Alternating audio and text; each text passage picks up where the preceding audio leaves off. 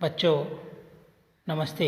आज हम आपको कक्षा 10 गणित अध्याय 4 द्विघात समीकरण के अंतर्गत प्रश्नावली 4.2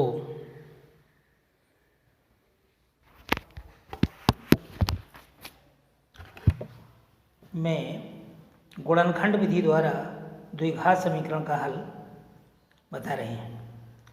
इसमें द्विघात समीकरण का जो मानक रूप ax² + bx + c = 0 में a और c का जो गुणनफल आएगा उसके दो ऐसे गुणनखंड ज्ञात करेंगे जिनका योगफल b के बराबर हो। देखिए प्रश्न संख्या 1, गुणनखंड विधि से निम्न द्विघात समीकरणों के मूल ज्ञात कीजिए। इसमें 5 खंड हैं। पहला खंड है x² - 3x - 10 = 0। सेकंड नंबर है 2x² + x - 6 = 0। Third number √2 x² + 7x + 5√2 = 0। और फोर्थ नंबर है 2x² - x + 1/8 = 0। और फिफ्थ नंबर है 100x² - 20x + 1 = 0।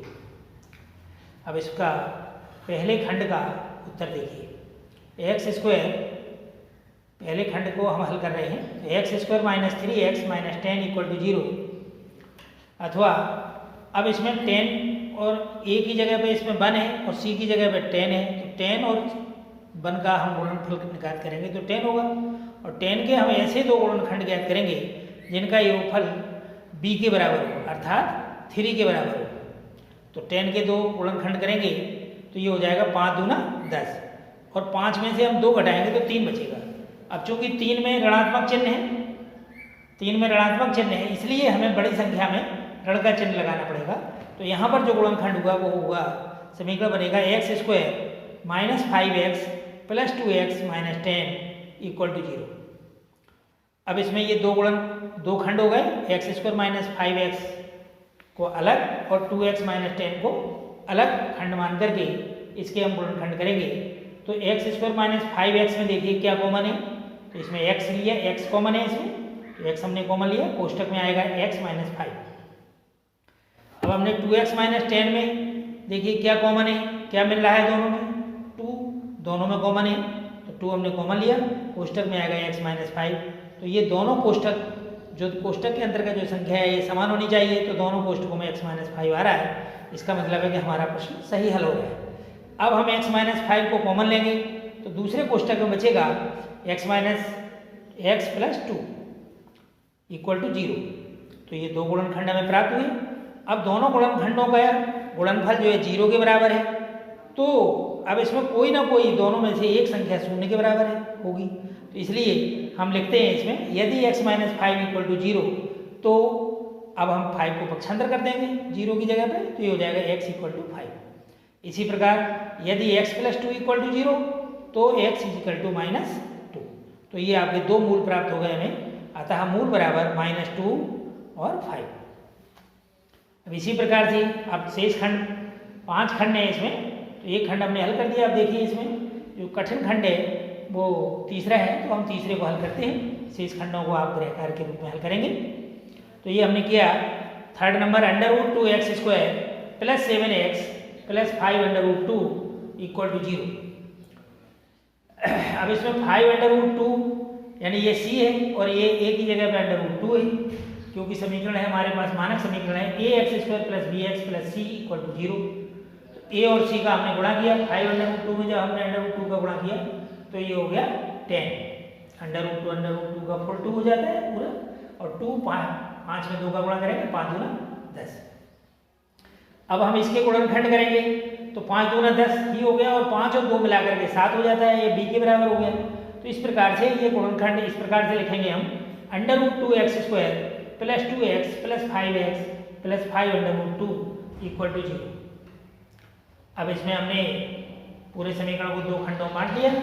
अब इसमें से हम कॉमन लेंगे, तो पहले वाले खंड में देखिए √2x² + 2x में √2x कॉमन है, तो √2x, तो √2 को भाग दिया तो वो कैंसिल हो गया, और x² में x का भाग दिया तो x बचा, तो x आ गया।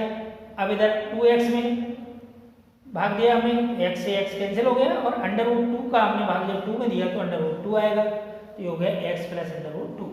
इसी प्रकार से यहाँ हमने लिया 5 कॉमन लिया, तो दूसरे कोष्टक में आएगा x plus under root 2 equal to 0। अब इन दोनों में दोनों कोष्टक समान है, तो इसको हम कॉमन ले लेंगे, तो ये हो गया x प्लस अंडर रूट 2, और दूसरे कोष्टक में आएगा under root 2 x plus 5 equal to 0।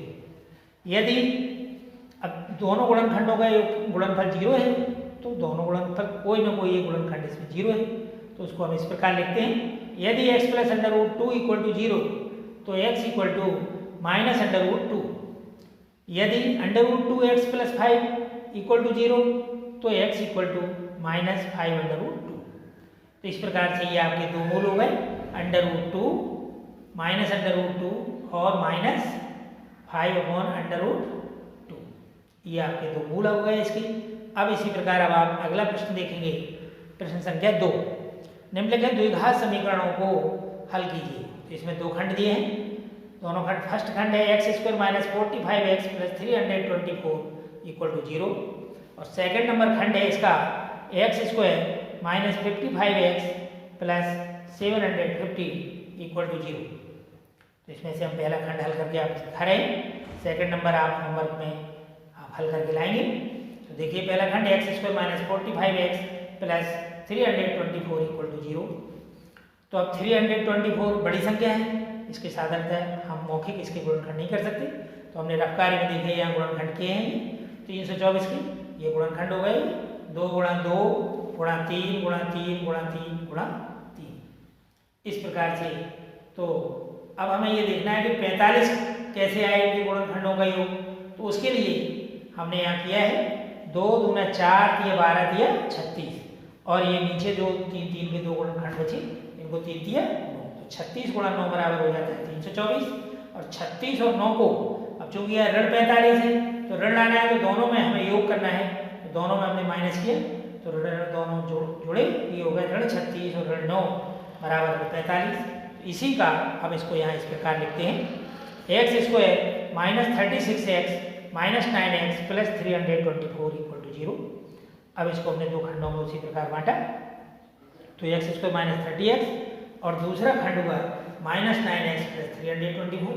तो एक्स स्क्वायर माइनस 36x में से हमने x कॉमन लिया, तो ये हो गया x माइनस 36 आया कोष्टक में, फिर हमने माइनस 9 कॉमन लिया, तो इसमें x माइनस 36 आया। अब हमने दोनों में से x माइनस 36 हमने कॉमन ले लिया, तो दूसरे कोष्टक में आया x माइनस 9 इक्वल टू 0। अब दोनों गुणनखंडों का गुणनफल 0 है, तो इसलिए कोई ना कोई एक गुणनखंड इसमें 0 होगा, इसलिए x माइनस 36, यदि x माइनस 36 इक्वल टू 0, तो x इक्वल टू 36। इसी प्रकार यदि x माइनस 9 इक्वल टू 0, तो x इक्वल टू 9। इस प्रकार ये आपके दो मूल आ गए इसके, ये हो गए x बराबर मतलब 36 और x इक्वल टू 9, ये इसका आंसर है। धन्यवाद।